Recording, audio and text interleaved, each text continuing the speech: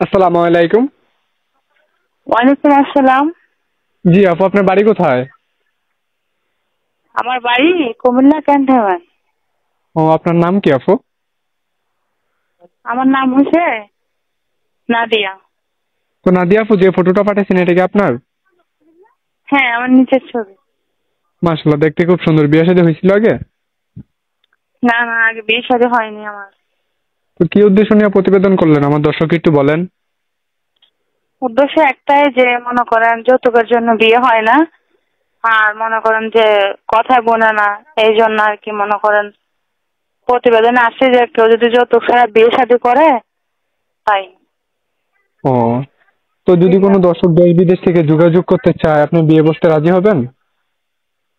হ্যাঁ হ্যাঁ, অবশ্যই। আচ্ছা, তো আপনার বয়সটা কত আপু? আমার বয়স 18। আপনার ফ্যামিলিতে কে কে আছে? আমার ফ্যামিলিতে আছে আমার আম্মু আছে, আমি আছি, আমার ভাই আছে একটা ও, ছোট। তো আপনার সাথে যোগাযোগ করার মতো কোনো মোবাইল নাম্বার হবে? হ্যাঁ আছে। এটা কি ইমো নাম্বার নাকি বাটন মোবাইলের নাম্বার?